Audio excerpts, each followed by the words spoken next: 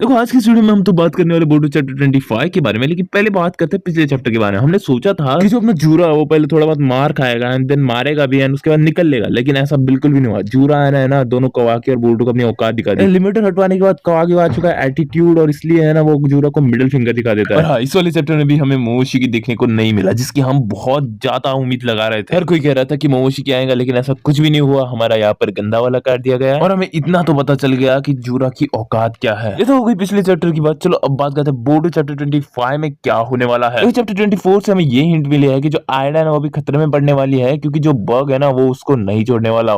ऐसा केके नहीं कहा है, क्योंकि केके कह रहा था कि जो फ्यूचर वो कम्प्लीटली चेंज हो चुका है। केके के अकॉर्डिंग सब कुछ चेंज हो चुका है एंड अभी सबसे बड़ा खतरा आयडा को है बग से। तो सब शिंजूज ने अटैक कर दिया है, लेकिन बग ने अभी तक कोई भी हलचल नहीं की है। लेकिन अब समय आ चुका है। बात करते हैं कवाकी के बारे में। देखो कवाकी की जो पावर है ना वो एकदम खतरनाक हो चुकी है, बोरुटो की लेवल की हो चुकी है। मैं तो कहूंगा कि अब के समय में जो कवाकी ना बोरुटो से भी ज्यादा पावरफुल बन गया है। अगर बात करें बोरुटो की, तो उसका ये मिशन था कि उससे सैंड विलेज के लोगों को बचाना था, साथ ही उसकी टीम 7 को भी बचाना था। और वो अपने प्लान में कामयाब भी रहा, क्योंकि उसने बहुत दिनों पहले से ही सेटिंग लगा के रखी थी एंड इसकी वजह से उन्होंने सैंड विलेज की मदद की। चैप्टर 25 मिशन की और गारा की वापसी हो जाएंगी। जो बोरुटो एंड टीम है वो सभी के सभी कोनोहा में चले जाएंगे, क्योंकि बोरुटो जानता है कि ये थॉर्न सोल को है ना जल्दी यूटिलाइज करना पड़ेगा, नहीं तो ये सड़ जाएगा। और इससे होगा ये कि जो लोग ट्री में बंद है ना वो उनकी जान को खतरा हो सकता है। इसलिए जाते ही मोएगी को रिलीज करेंगे। उसके बाद हम देखेंगे सारादा को, जो कि हॉस्पिटलाइज की जाएंगी, क्योंकि सारादा ना वो बहुत ही ज्यादा अनकॉन्शियस है। अनकॉन्शियस की है क्योंकि उसने हमने मांगी शारिंगन ज्यादा यूज कर लिए थे रयू के खिलाफ। हिरुमे की एबिलिटी हमें देखने को मिली, जो कि बहुत गजब थी, जिसके कारण हमें एक और चीज पता चली कि जो सुमिरे है वो जलती है सारादा से। जब सुमिरे को पता चला कि रयू को सारादा ने हराया है, तब सुमिरे का चेहरा देखने लायक था। एंड तुम तो जानते हो कि सुमिरे सारादा से क्यों जलती है, क्योंकि उन दोनों का एक कॉमन टारगेट है,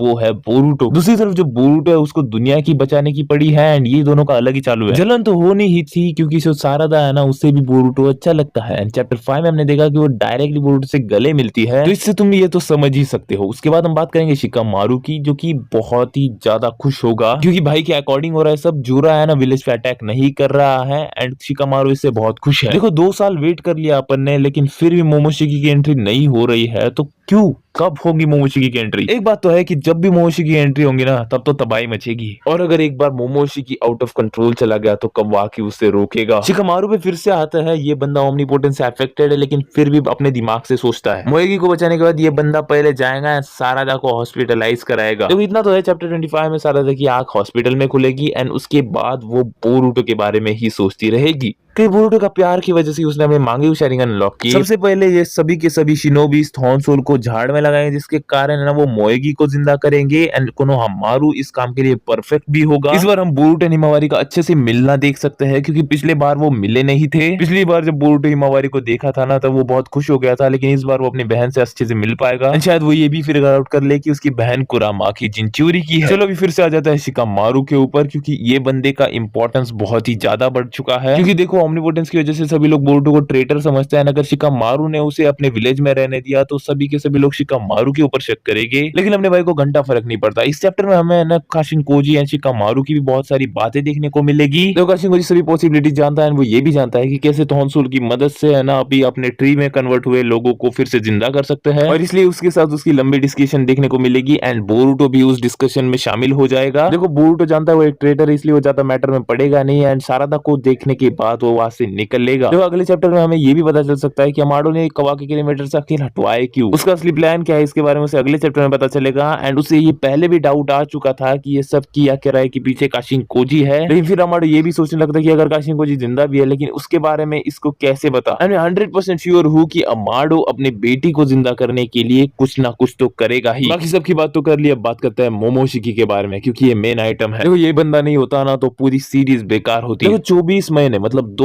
साल हो चुके हैं, लेकिन मोमोशिकी देखने को नहीं मिला। अगर ऐसा ही चलता रहा तो हमें शीबाई जैसे खतरनाक एंटिटी कैसे देखने को मिलेगी। मैं जानता हूँ कि पहले वो शिंजू आर्क को खत्म करेगी, जिसमें से अभी बस 3 ही शिंजू बाकी है, जिसमें 2 का पत्ता कट हो गया, लेकिन फ्यूचर और भी ज्यादा बिगड़ चुका है। क्योंकि काशिनकोजी भी जानता है, मैं भी जानता हूँ, तुम भी जानते हो कि अपन होनी को टाल नहीं सकते, लेकिन किकी ऐसा कर रहा है, इसलिए सभी शिंजू में से सबसे सस्पिशियस माने जाने वाला मामूशी अभी चाल चलेगा। किकी ने आइडा को पहले अलर्ट कर दिया है, लेकिन मामूशी का क्या कहना, ये बहुत ही होशियार बंदा है। सभी लोगों ने अपने टारगेट पे अटैक कर दिया है, लेकिन इसने अभी तक आयडा को अटैक नहीं किया है। शायद उसे लगा होगा कि सबकी एक-एक करके टर्न होने दो, फिर लास्ट में मेरी टर्न आएगी तो मैं एक अटैक करूंगा। मजाक कर रहा था। ये बंदा परिस्थिति की गंभीरता को देखता है, उसको सोच समझकर ही अटैक करता है, क्योंकि उसके सामने डायमंड है भाई। बच्चा समझ के इसे छोड़ मत देना, क्योंकि ये सीरीज का one of the strongest character है। देखो इस बंदे की झलक हमने पार्ट 1 में देखी, लेकिन पार्ट 2 में अभी सभी उसके टक्कर के। अभी क्या होगा ये अपन देखेंगे बोरुतो चैप्टर 25 के अगले वीडियो में। तब तक के लिए आज का ये वीडियो तो ये पर खत्म होता है। मैं मिलता हूँ तुम लोगों से अगले वीडियो में। तब तक के लिए गुड बाय एंड अपना ख्याल रखो। देखो चैनल को सब्सक्राइब करो, हो सके तो ज्वाइन कर लो एंड वीडियो को लाइक कर दो एंड निकलो यहाँ से।